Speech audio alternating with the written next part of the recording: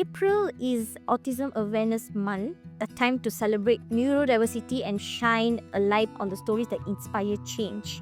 Today, we are honored to speak with a father who turned love into impact. So please welcome Mr. Adli Yahya, the founder of the Autism Cafe Project. Hi sir, how are you? I'm fine. Thank you so much for having us. Let's start with your story. Can you take us back to the beginning, your journey as a father to an autistic child? So it's 26 years back. The scenario is not as what we have today. The awareness is almost zero to me. And here I am, here I was with him, I don't know what I'm dealing with, You're talking about individual autism. For him, he can't speak. So I don't understand him why he has to jump on the same spot for hours. I don't understand why he has to run in circle for hours, unable to speak. He is a very neat person. So those things which is the characteristic of autism, yet I don't know what it is called, So we were grappling with the issue of him. What is this, Why are you behaving like this? So pulling from that, I have a very difficult time accepting him as an autistic person. Until I think at some point we have internet came in. I can't recall what year was that. Probably it's about 3-4 years old when he was that. Internet came in, Jarring came in, the first internet provider. And that is where I stumbled into a word of autism. So it was shattering to me, because I want a boy which I can play with, playing football, basketball, whatever. But he doesn't represent that. So there was an issue of acceptance, And it has been going, it was clouded our journey of father and son's relationship for quite a number of years. There was a rough patches, but at one point I realized I have to accept him as he is. There was another journey again of acceptance. Yeah. Alright, so maybe you could share what inspired you to create the Autism Cafe project, and was there a defining moment that sparked this idea? Well, I told you earlier about the acceptance part. My son Luqman, he is not. Autism is a spectrum. Not everybody is in the same characteristic. They're not that different. So my son is unable to speak. He has physical disability issues. He has his mental issues, intelligent issues. So put that in the basket. Who is going to hire him? Honest answer, nobody will. So post-acceptance issue that I was dealing with him, I'm so worried that he is unable to live his life as he should be living with, He should lead a normal life like us, as full as disability, I don't expect him to be a CEO, I don't expect him to be the executive, but I do expect him to live his life to the fullest. That's what I wanted to do. In the beginning, it was basically getting him his monthly income. It was, as I said, I wanted him to live his life to the fullest of his ability, meaning he's working, he's supposed to be working, he is supposed to have his friends with him, He's supposed to jog outside with me or with his friends, living normal like us, that's what I wanted to do. So I foresee, as I said, he's having difficulties of securing a job because he'll be competing with you guys, and guess who will win? Definitely not him, So I guess I had to take this in charge of myself to be able to get him to lead his life beautifully. And one fine day I saw this, basically one of the many things that I came across, that I saw this 40 years old man with autism spectrum was having breakfast with his mother.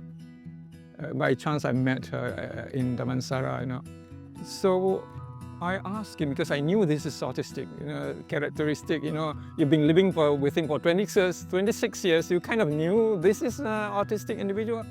So I did ask the mother, how old is he? You know, he said 40, and the mother is, I think the mother is almost 80, you know. So I asked her, what is his expertise? Does he have any expertise? No, the mother said nothing, zero.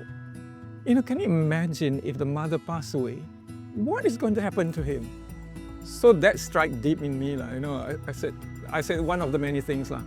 So I decided, I have to take this into my hand. I can't leave it to anybody, you know, either his shadow, his doctor. That is not their responsibility, it's my responsibility. So I decided, this is it.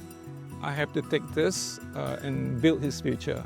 So I resigned, I left my career in 2016, and I started a little project called the Autism Cafe Project, specifically for him.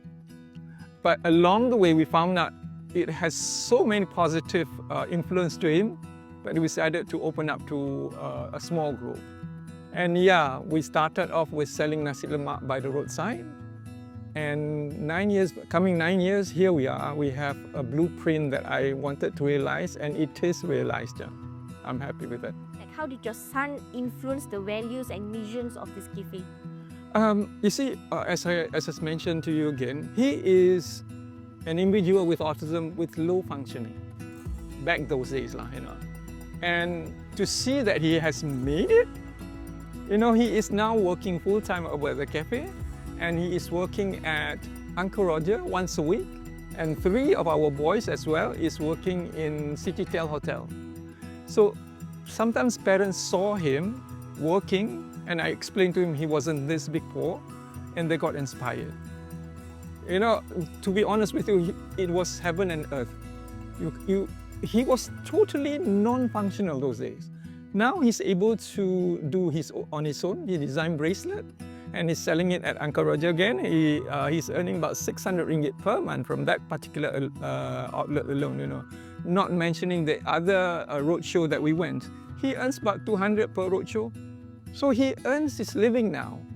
And, you know, when we asked him to do something to perform tasks last time, when you ask him to clean the plate, and he pointed to this one particular plate, he only cleans that one. But now, when you ask him to clean the plate, he will clean everything on the table, he will dry it, he will actually put in a proper place. So now one instruction actually created multiple action. He wasn't that those days, you know, he wasn't that. So when people saw him, you know, I mean, not the worst case scenario, but somewhere he is so hopeless those days. Now look at him. So that inspired everyone that we met, you know. So I'm glad that he did, in a way, like giving hope to others, you know. So I think now, those days, I saw him as a liability. Now he's actually a godsend. I'm so happy with it. Changed. Yeah. So, like, do you see a change in now how Malaysians view autism today compared to when we began? Oh yeah, huge difference, you know. You know how huge it is? When I went to the doctor, when I think he was about 3 years old, 4 years, I can't recall. When I went to the doctor herself doesn't know what is autism. All she said, probably late learners kind of thing, no. But there was no mention of autism at all. But now, I think the internet plays its parts wonderfully. You know, there's tons of information there, you know. I guess there is a huge awareness, you know. I think a flip side of probably 100% compared to those days, you know. And though I would say this, in urban area, in Malaysia especially, the awareness is there. Probably not 100%, but I think it's quite huge now. But if you're talking about in rural area, especially in the East Coast or probably in Sabah, Sarawak, in the deeper version or in the rural area, probably that's where works needs to be done on the awareness issues, you know. I've seen cases like this one young lady, girl to be exact, being tied up underneath their house. The kampung house, they have stilts, you know. She was being chained. And I saw her, and you know, I seriously thought this is autism, definitely, you know. But again, you can't blame the parents. The knowledge was not there. So I think autism awareness should be ongoing, shouldn't stop, even though we have reached a milestone in a way of the awareness, but it shouldn't stop. You might know, I might know, but others don't. So it shouldn't stop. Yeah. What would you like the public to hear for a better understanding? I would say this, learn more about autism. Autism is a spectrum. When you see personality putting up their autistic, incredible talent of their autistic individual, that doesn't represent what is autism is all about. It's a spectrum. You might have the one who has this highly talented with extraordinary ability. Like we have Clarence, who is fantastic with his skills, his piano skill, fantastic artist, but not all like him. And we have cases like the, those who has high tantrums, like Autism family. Adam Autism family, yeah, I think so. He has this high tantrum, high volatility, whatnot, but not all represented that. So the public need to know the whole spectrum of autism. That's why we encourage volunteers, whoever it is, to come over to our cafe and learn about autism. You read, you saw on the internet, and here you are. If you are here, you are experiencing another spectrum of autism. So you have a better understanding. Reading it, watching on TV, and experiencing it, entirely different paradigm. So we encourage everyone who wants to learn more about autism to come over at the cafe and be our volunteer, for that matter. I think the society, again, as I mentioned before, the society needs to understand them first. If you understand them, for example, if the CEOs come over here and he saw their ability, any other organization that he holds, so that is actually crucial. As I said, experiencing, knowing what is autism is all about, that is the key. It will be a win-win situation. Good example is this. One of many targets that we're looking at in creating awareness is actually private institution. Establish private institution, because you don't know who's who in it. There might be a CEO's daughter, there might be a CEO's son, who one day will actually hold that important position. If they knew this is autism, they might have a chance working in that particular organization, because you never knew who's going to be on the top seat over there. Might be their son, might be their daughter. But if they knew earlier what is autism is all about, there is a chance that they open up a new policy of recruitment in terms of autism individuals and stuff like that. So that is that. Do you believe business in Malaysia are doing enough to support neurodiversity? If not, what more can be done? I guess organizations like catering for neurodiversity individuals are not many here. I wish that big organization like Maybank is doing wonderfully with us. Those big organizations would help us in terms of creating awareness and creating job opportunity for us. We don't ask much. What we wanted is the opportunity, and it can be all kinds of opportunity. Though, like our boys can make cookies, why not give us a place for us to sell? We don't ask you to donate to us, but give us a chance, give them a chance to actually be a simple entrepreneur. Getting job outside is not to say impossible, it's difficult. So why don't we create a simple entrepreneurs out of them? Give us a table and that's about it, And if you do that, you are changing their future. You are changing his life. You are making his future more bearable. What are your hopes for the Autism Cafe project in the next few years? Are there any plans to expand, open new branches, or start other programs? We have actually been invited by this one institution to open up a bigger one, this is kind of a trial test for us. When we started this, basically it's just a cafe. So cafe is like where they bake and they cook and they do make their living basically. But we are in a final phase of our project, which is we are building a group home for them. A group home meaning there is a centralized kitchen and there is a place for them to stay as individual without their parents, be independent. So setting up of this kind of cafe doesn't take much. So I'm hoping that hopefully we can expand to 2 other states. We have actually in discussion mode already to open up over there, 2 states basically, and it'll be similar to what we have done, because I think we somehow managed to get this a success from selling nasi lemak beside the road. Now we have our own premises here. We must done something right here, So it doesn't take much. So it's a small investment. So I'm hoping that it could be duplicated to other states lah. That's why I don't want it to be big. Some parents wanted to do something like us, but they don't know how to. So having a small group, as I said, it helps in terms of managing the project. When you have it big, the utmost concern is you must have certain amount of revenue to sustain it. Where else? Here we are. We don't make much, but we have been able to sustain ourselves, as I said, almost 9 years. We must have done something right here. What message would you share with parents who are just beginning their journey with a child on this spectrum? Plan. You have to plan their future. So number 1, you have to accept them as they are. You can't change them to be like us. You can't.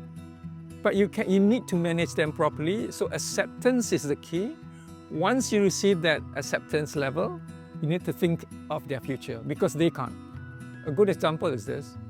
He can't construct his future.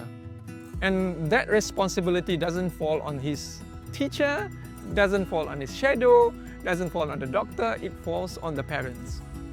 So they have a long way to go. So you need to plan carefully of where are you bringing this child when, in case you're not around. So you need to plan carefully. Alright, sir. So for the last question. Okay, sure. No worries. Finally, as a father, not just a founder, as a father, what does success mean to you? Simple. Those days, success to me is you're getting straight A's. And my kids you have to get straight A's. You have to. And a success in terms of while I was working is the numbers. You have to have numbers that you must achieve, But with him, it sort of opened my mind. Success doesn't mean if you fail, you won't be successful forever. Success meaning I have managed to actually pull up his talent and make it into a good use. Success meaning that he was unable to wash the dishes, now he's able to wash the dishes. Unable to carry out instruction, now he's able to carry out instruction. He was not happy those days, now he's happy. That is my measurement of success now. So to my kids, I don't do that anymore. I have the third one, the fourth one. She was not as intelligent as the brothers and sisters. So I told her, it's okay. You might not be academically, excel in this area, but there are areas that you can excel. But nevertheless, she excelled very well nowadays. So I don't force anyone. That's the lesson that I learned from him is that, sometimes I learned a lot from him, Just watching him be very patient. He's a very patient person. He's very accommodative person. He forgives people, Those are the things that I learned from him I can't get in university. So sometimes I just sit down and I thought to myself, hey, Luqman is the greatest teacher that I came across. So I'm happy. That is really wonderful. Thank you so much, Mr. Adli, for your honesty, courage, and for showing us that love, when channeled into purpose, can build something truly powerful. The Autism Cafe Project is more than a cafe, it's definitely a movement. And we are honored to share your story for this Autism Awareness Month. Thank you so much.